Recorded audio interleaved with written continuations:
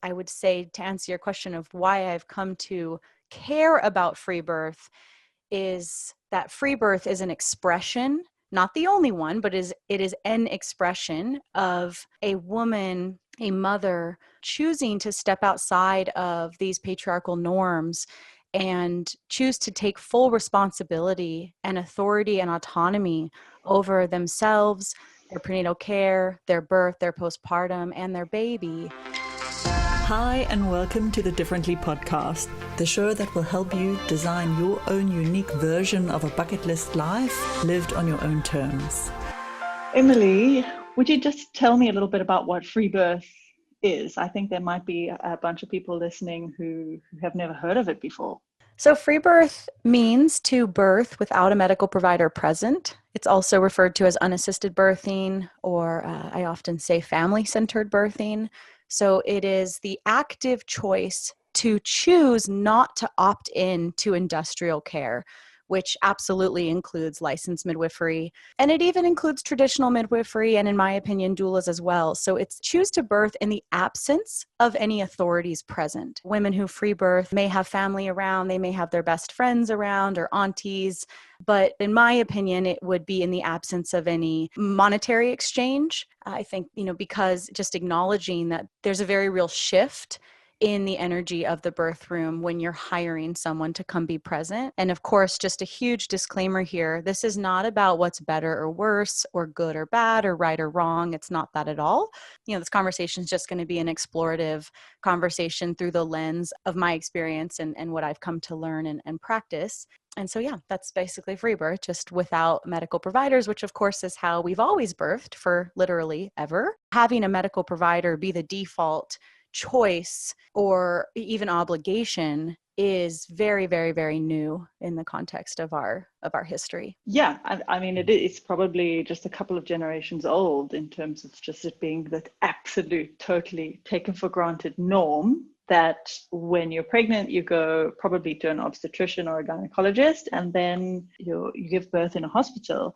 So how is it that you came to care about birth and free birth? Why is this something we should even be thinking about? Well, I was a birth attendant since I was a teenager, actually. So I left high school early at 16 and moved to Los Angeles, California, and I started attending birth, playing the role of a doula. So I was a birth attendant in the system, attending home births with licensed midwives who are medical providers, and then OBGYNs or CNMs who are obstetrical midwives in the system. And so I did that for a very long time and had a very successful business doing that along with childbirth education. And I was a midwife's assistant for quite a few years. Yeah, basically just the longer I did it and having had attended hundreds of births, I started to take a really hard look at what I was witnessing. And it was confusing, and it can feel a little complicated to talk about because I was so indoctrinated into the culture of industrial birth that even doulas and midwives who were viewed as kind of the fringe players, it was still all within this narrative that you absolutely would have a medical provider and that someone else was, air quotes, in charge of the woman. And so as I started to question all of that on my own path to midwifery and start to explore what I would want for my birth before I conceived, I really hit a crossroads. And I realized that in a nutshell, there was no way that I could ethically become a licensed midwife because of all of the inherent sabotage that a licensed midwife agrees to protect her license and her status in the birth culture. So I realized I couldn't do that ethically. So then I didn't really know what that meant for me. And at the same time, I was realizing as I was wanting to conceive soon that I also, under no circumstances, would be inviting a medical professional into the birthing room because I was so aware of and therefore unwilling to bring in somebody who is literally trained in sabotaging the normal physiological unfolding of mammalian birth. Basically, the short version is I hit this crossroads and didn't know what to do. And I was lucky enough to come across the Indie Birth podcast, which the beginning of the podcast really focuses on taking charge of your own prenatal care and birthing without midwives. And so that gave me the language to then create what I've now created. And so I would say, to answer your question of why I've come to care about free birth, is that free birth is an expression, not the only one, but it is an expression of a woman, a mother, choosing to step outside of these patriarchal norms and choose to take full responsibility and authority and autonomy over themselves, their prenatal care, their birth, their postpartum, and their baby. And yeah, it's an expression of feminism. It's an expression of our legal rights. It's an expression of matriarchy. It's an expression of everything that I want to see shift in the world globally. I can't speak to why anyone else would care about it, but like I said to you before we were recording, free birth is in my opinion, one of the last examples, or kind of like the last frontier of feminism, because it's a very small population, and yet that small population is quite villainized in all circles, and women often keep their choice to free birth very, very private. They even will withhold the information from their partners if they need to. And it's often stemming from a real instinctual need to protect their young and to not repeat patterns of trauma that they may have experienced in the system. I care about free birth because I care about women, and I care about seeing women be truly free, because I have a deep understanding that when women and mothers are free and they are supported and they are centered, they will mother in their instincts and they create healthy, attached children, which then, of course, in the continuum concept is going to recreate a healing on this planet that no one would argue probably that we so desperately need. When a mother is centered in the family and when she's honored and loved, she is going to be healthier and she will mother in her instincts. And so we will be able to return to our biological norms that really set us up to be cleaner, healthier, more properly attached adults in society. Yeah, I mean, as you were talking, I was kind of going back to when I had to make a decision around birthing my son, who's now 2. So this was 2017. And even as you were sharing your own story, I remember feeling similar conflicts. And then you talked about women being a little bit villainized, even inside of the kind of segment of the birthing community who are considered really natural and liberal. And I guess anybody who's listening, who's maybe hearing about free birth for the first time, might be thinking, what? And perhaps even being really triggered, start feeling all of these emotions coming up for them. And I've followed you for a couple of years, and I've seen that the tendency is to just get angry at the person who cares about the message. Can you tell us, how have you been received? It's been wonderful. It's been hard. It's been just such an epic learning curve for me and my maturity and in taking responsibility and in co-creating, what comes back to me. So I definitely have learned to create a healthy separation from the public image that I have, so that when hateful things are projected onto it, I don't take that into my system anymore. Like I told you before we were recording, I've received a lot of death threats and rape threats and threats against my family and my child. I don't feel bothered by it anymore. I feel at peace with the fact that in patriarchy, in this male-dominated, society where women are still globally seen and treated as property, and all of the female oppression, issues around the world, sex trafficking, genital mutilation, child brides, so many normalized rituals of abuse and torture against girls and women.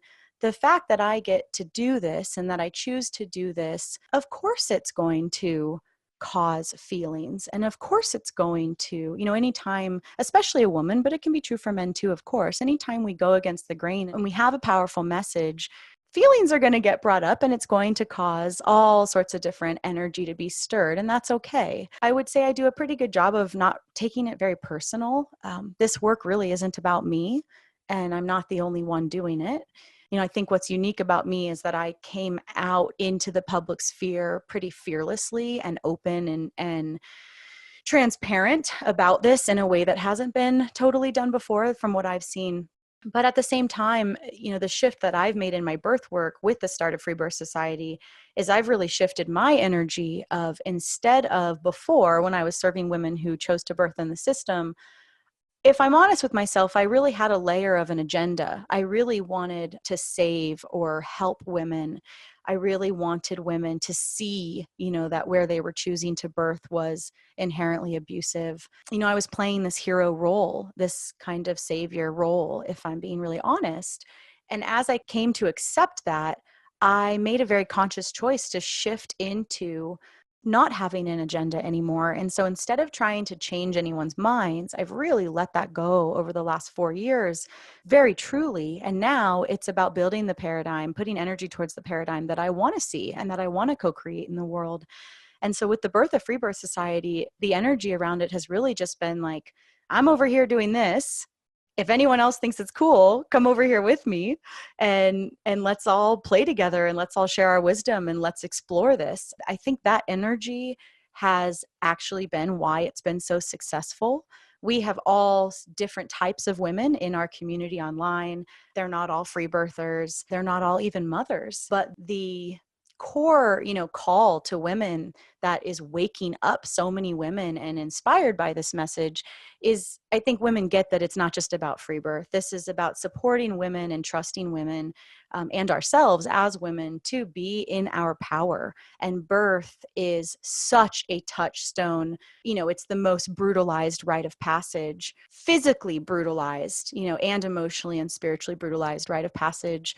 Yes, of course, walking through our menarche is super shame ridden, and there's that too. We do have all of our rites of passage typically come with a layer of shame and disrespect and silencing, but birth in particular, and the way that women are treated during their birth and the way their babies are treated is such a clear annihilation of a woman's power. And it's really the quickest way to keep her subordinate and a consumer of the system. I mean, I just kind of feel like I don't really take it that personal, and I'm so happy and thrilled to see this message waking up so much inner wisdom and this like deep remembering that's happening in the women that I serve and that I coach and that come to our community and that are on the podcast or enjoy the podcast.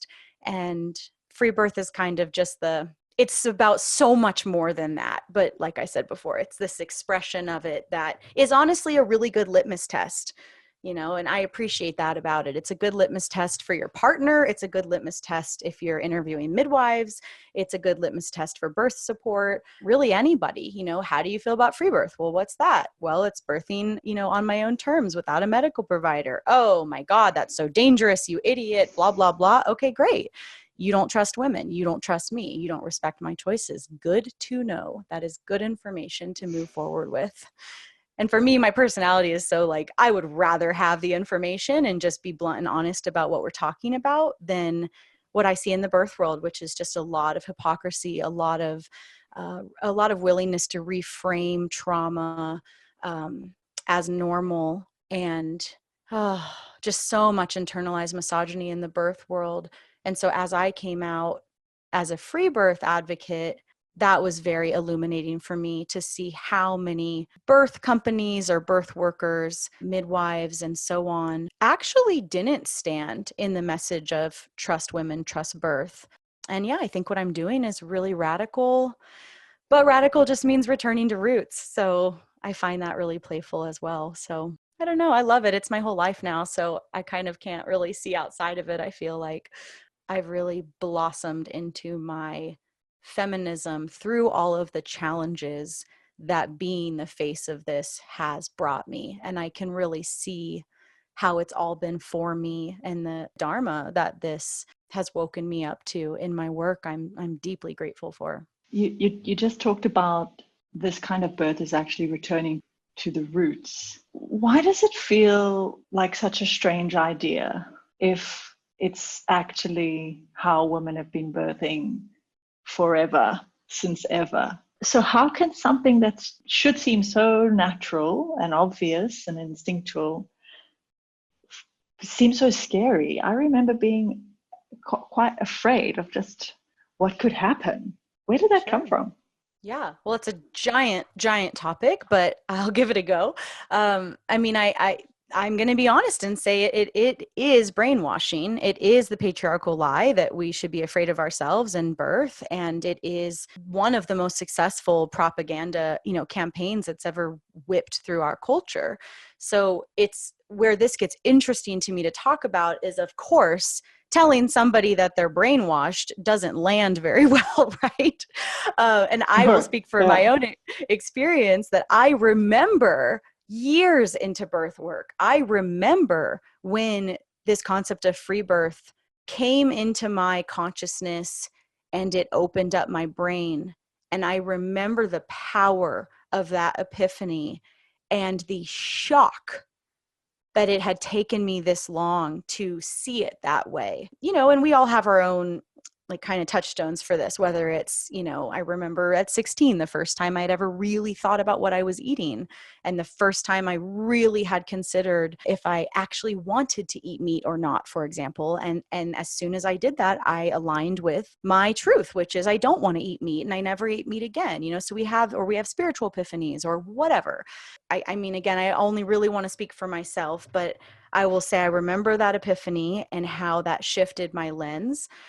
But of course, we can't forget that, yeah, sure, we have the genetic memory of birth in our ancestral lines, but I would say what is more powerful is the socialization of putting birth into hospitals, compounded with the lie slash deep fear that you're actually unsafe without a medical provider.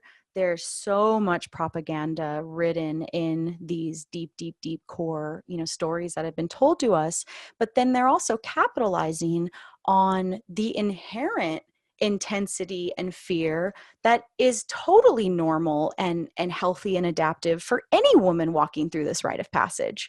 So we have a couple different things all happening at once. Historically, we have that we are coming from a culture that not just doesn't honor a woman's power, but actually actively does everything it can to suppress it, steal it, and teach us from the very beginning, to stay small, quiet, play the good girl, just stay in line. And so Yeah. if you have that message happening along with, you've heard in your family for years that you almost died at birth because the cord was around your neck and thank God the doctor saved you.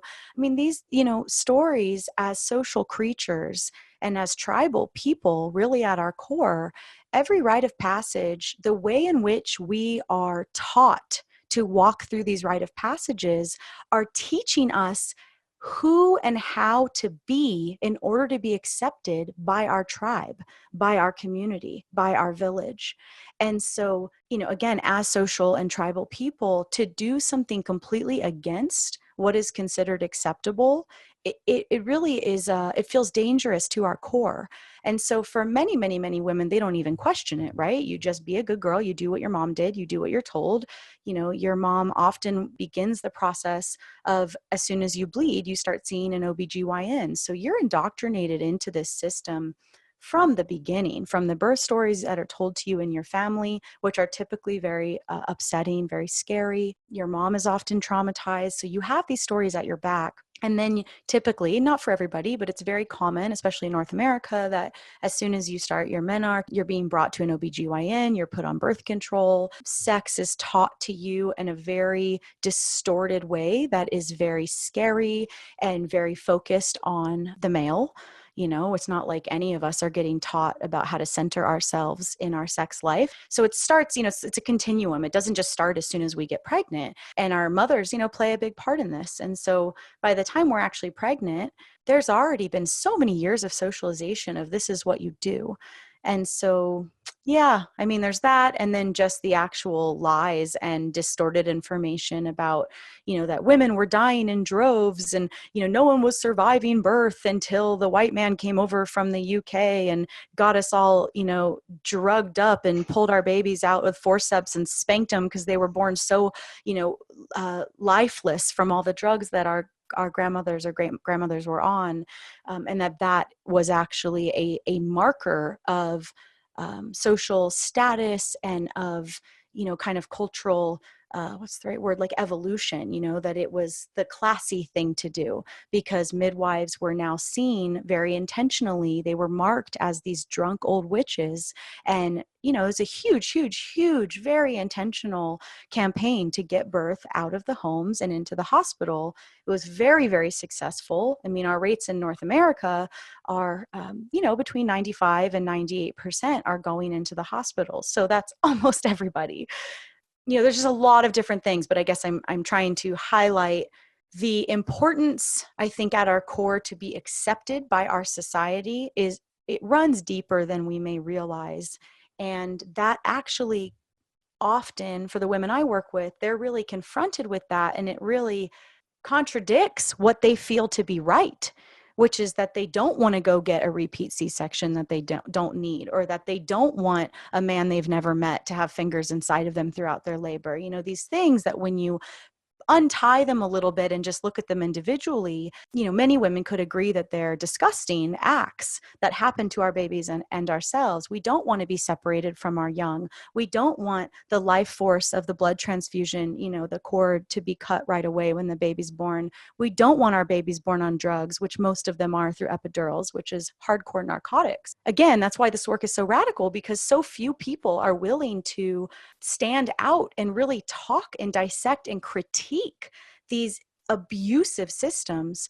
And then what gets really interesting to me is that then how we do that, how quickly that can get silenced and shut down by the listener is, to me, where this all gets very, very interesting. Because if we are a culture that cannot critique the systems in which we are oppressed by, well, we're in trouble.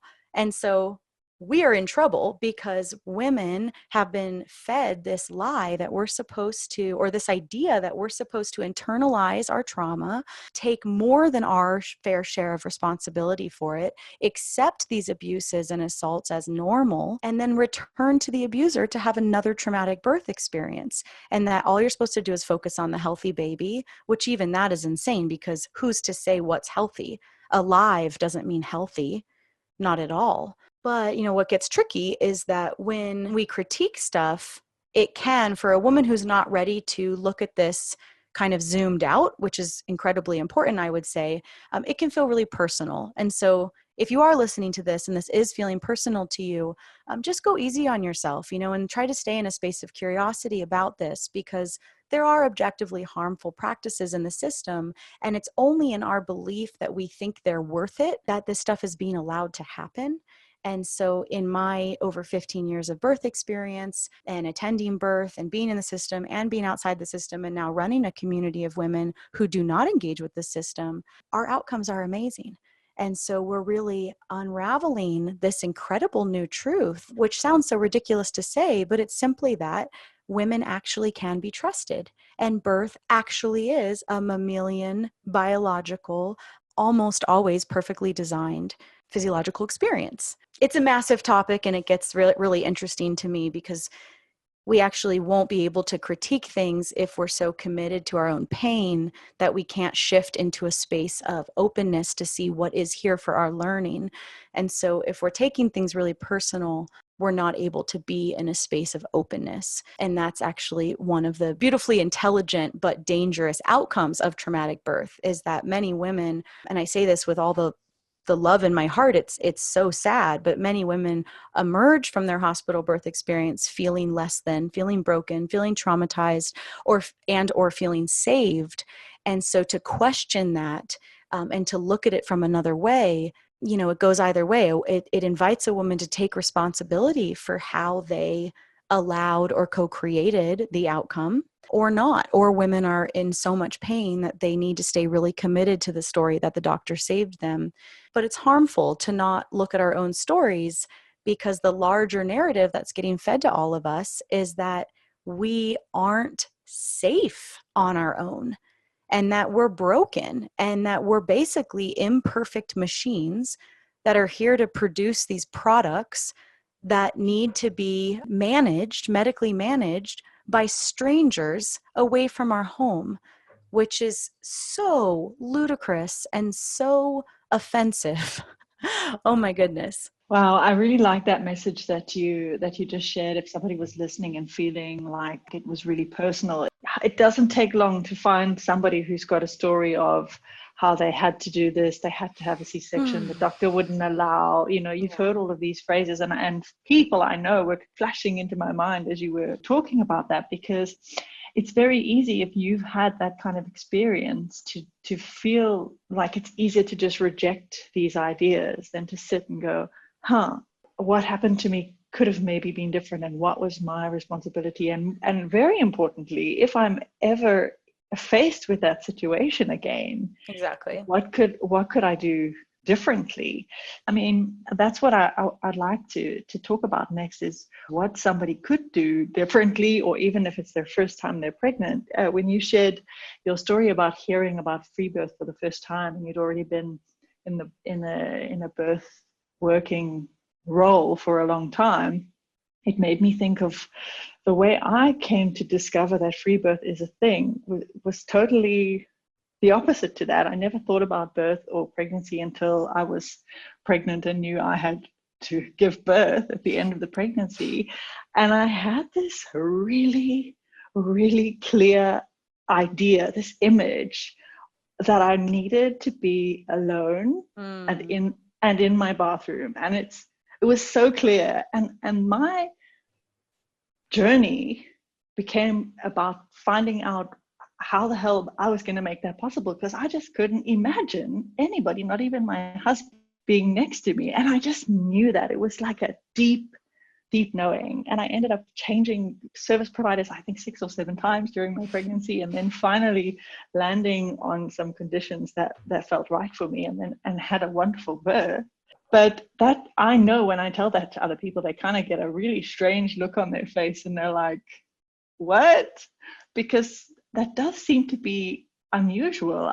When I've reflected on it, I guess it was just a deep knowing or an instinct, like a mammal. You've talked about mammals, We are mammals. Yeah, and we are. and I wouldn't say that that's unusual at all.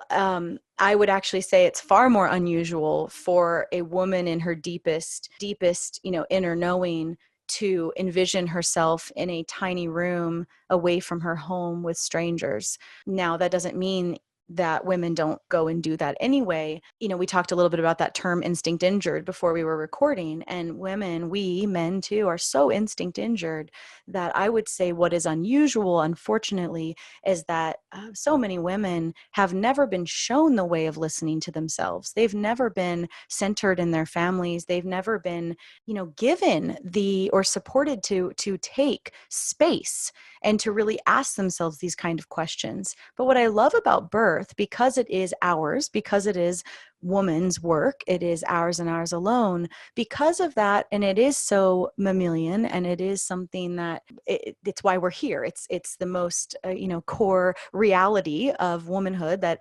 all females with a uterus has to contend with, right? Our blood and our blood mysteries. That thing you spoke about, of that vision of yourself alone in the bathroom, that comes out of all different types of women. I've served women, in the Middle East who wear burqas, because they've been taught to be as invisible as possible. And they will still, thinking of this particular woman, she still knew that she needed to do right by her baby and birth without trauma alone in her bathroom. And she did. She sent her husband to work and privately had her birth alone. So I guess what I'm speaking to is that our maternal wisdom, our maternal instincts trump all. And the courage is the willingness to listen to that. But what I love about birth and mothering that is so liberating is women transform so often when they become moms, because they no longer can afford to be abused or oppressed, because they feel the responsibility and the maternal instincts to give their child, the best story and the best life. And so I have seen women in abusive relationships finally leave their partners.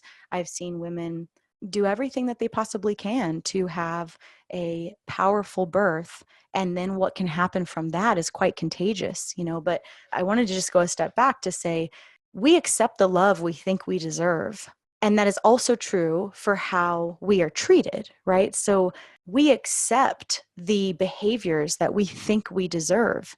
And so if you think you deserve, if you grow up being sexually assaulted and then you have a male OBGYN who's a little gross and who doesn't, respect your boundaries, you might be a woman that's been taught your whole life that your boundaries are meaningless and that this is all normal. I've served so many women like that. And this is not your fault if this is you listening. It's not about fault. This is our socialization. This is the misogyny inherent to our culture of the consistently committed decentering of a girl or a woman's power. Women who, they will go have a repeat C-section because nobody has told them there's another way, and they're completely ignorant to how much that increases their risk of death. We lose so many moms and babies in this country, and so many of them are from repeat, subsequent C-sections, and no one's talking about it. All of this, and why this message is so important, is that it really comes down fundamentally to choice. And you don't have a choice if you don't know you have a choice, right? You don't have them if they're not in your consciousness.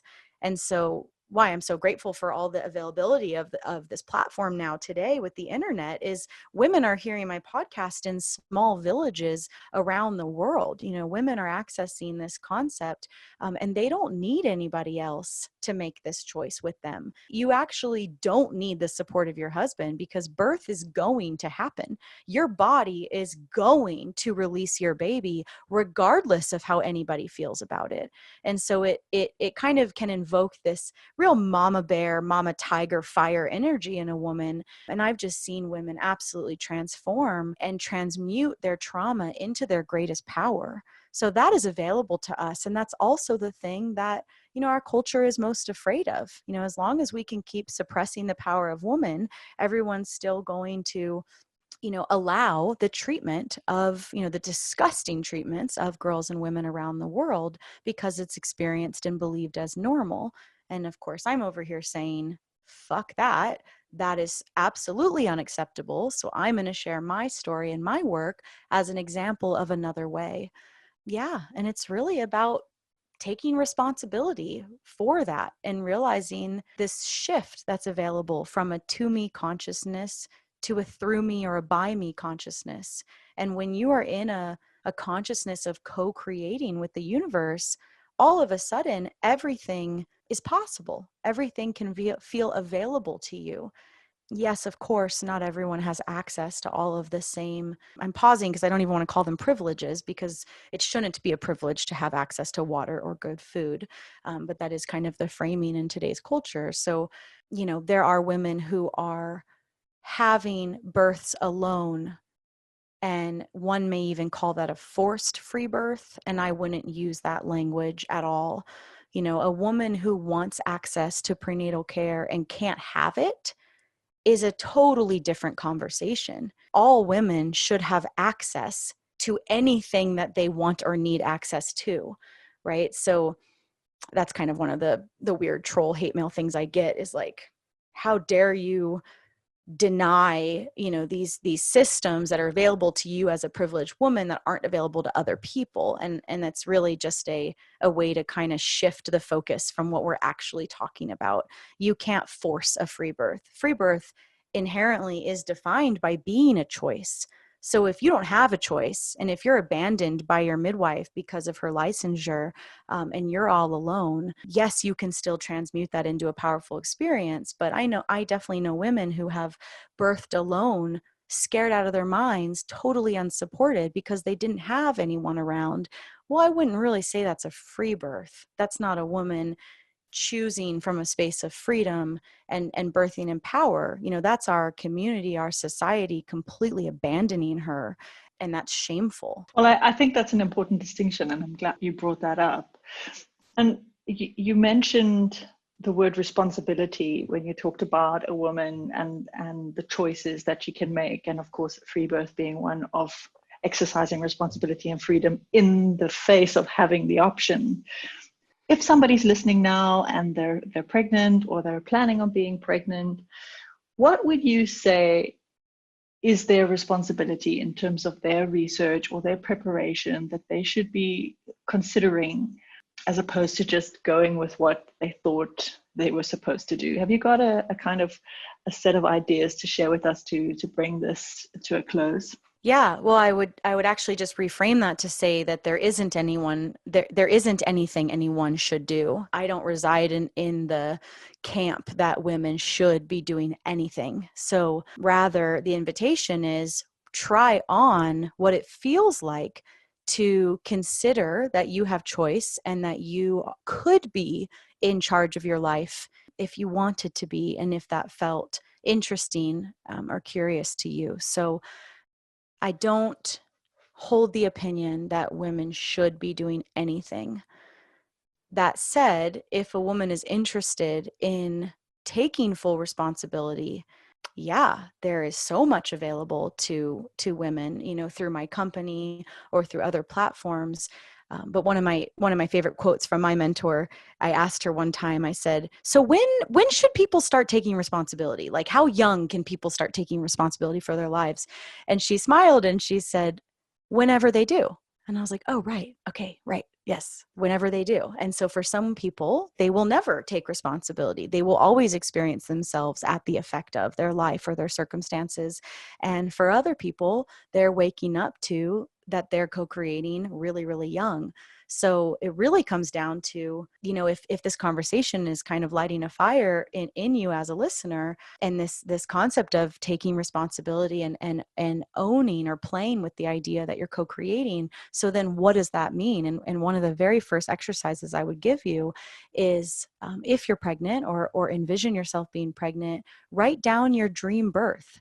If I could, wave a magic wand over you and say, your baby's here, and now write down the story of your birth, assuming and trusting that you and your baby are perfectly healthy. What's beyond that? Where are you in your home? Who's around you? What food is available? Imagine your baby emerging from your body, and what is the room like? What time of day is it? Can you see your placenta coming out? Can you see yourself being guided to your bed and nursing your baby in the most ideal dream fantasy story that you could give your child and yourself and your family? What would it be? And you have to start there, because that becomes our compass, that becomes our North Star. In a culture where women are never encouraged to dream or fantasize, that we're taught to be practical and we're taught to be a realist, which is all quite a bit of bullshit, because really it's to keep our power small. Another expression of that. So instead, I would say, play with fantasy, play with your dream birth, your dream life, your dream partner, your dream sex life, your dream job.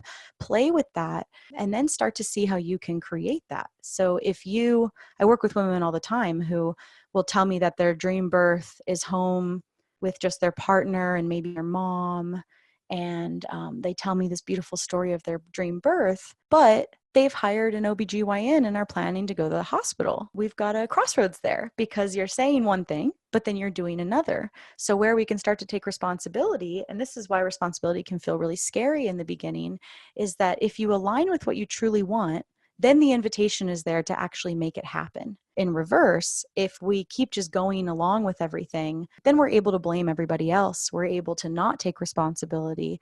And, for most of us, it's how we're raised. And there's kind of a comfort in that dis-ease. There's a comfort in that kind of addiction to blame everybody else and everything else, and to just kind of throw your arms up and say, oh, there's nothing I could do. But where life gets really, really fun is when you start to free yourself of that and take responsibility. And there's no better time to take responsibility than when you are growing life, because the responsibility, that if you're a mother, I don't need to tell you about, that we feel as women when we're growing life, and when our child is here in the world, and helping them pass through the portal in an optimal environment and story. To me, that's when this gets really, really fun, because that's when the power of a woman and the power of a mother can really fiercely come out and change ancestral patterns in families. It can change cycles of abuse. It can just absolutely lift an entire family when a woman rises in her power. And there's really no better time to do it than birth, for every obvious reason. Birth can be the most annihilating experience of a woman's life, or it can be the most powerful. I've had women, that elders. I had a woman a couple years ago on a plane. She was 82 years old on a plane, and I did not tell her anything about my work. But within 15 minutes of taking off, she was telling me her whole horrific trauma birth story from 50 years ago. So we've been fed this lie that we can compartmentalize our trauma and just get back to life. And if you are a woman that walks with trauma, that's not true. It's a part of our story now, whether it's sexual assault, spousal abuse, or birth trauma, or what have you. In taking responsibility for our choices moving forward and facing our fears and giving our children a better option, you can, like I said, you can totally change the story of a family by doing that. And centering yourself and putting yourself first is to put your children first, because our children are us.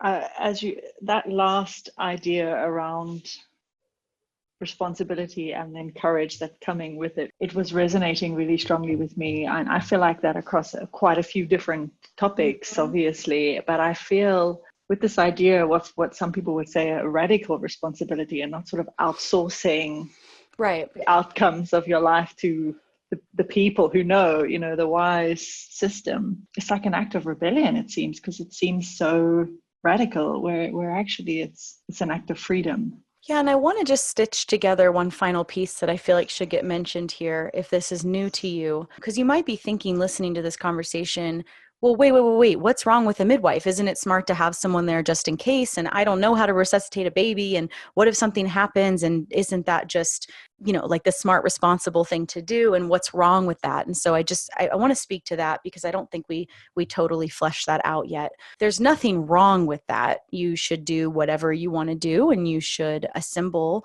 the team that feels the best to you and for you. However, it is important to understand with licensed midwifery that it has, in licensure, it has become an extension of the medical model.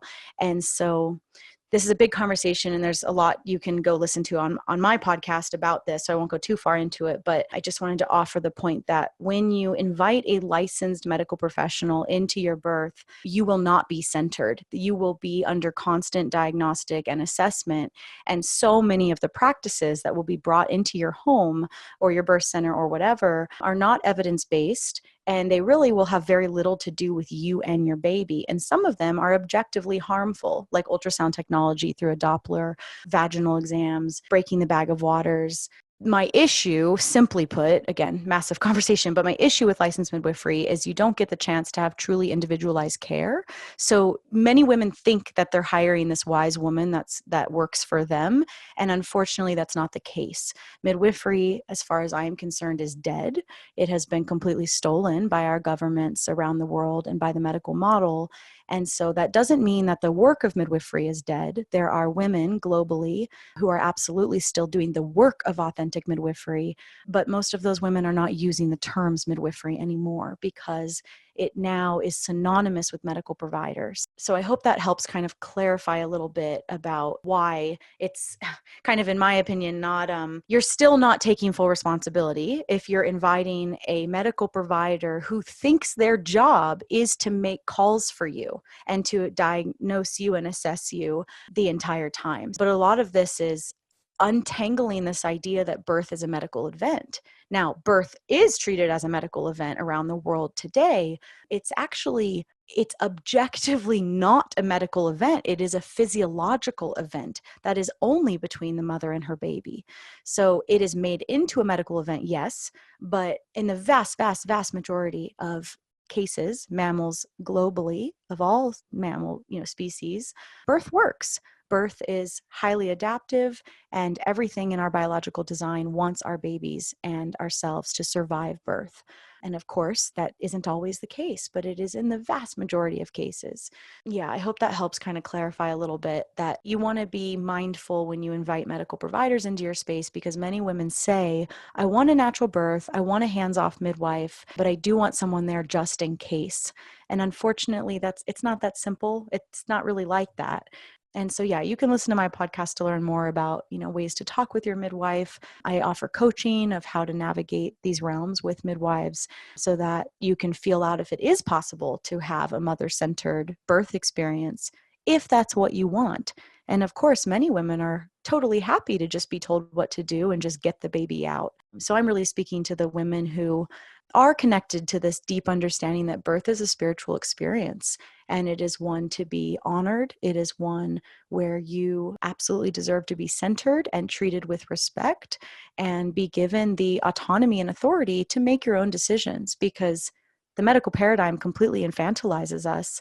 The way women are spoken to in the system is completely unacceptable. And we can actually just say no thank you to that. And there are other things that you can do. So there are radical birth keepers, there's traditional midwives. Any woman that might be in your community who's unafraid of birth, maybe she's the one to invite into your space, because the work is between you and your baby.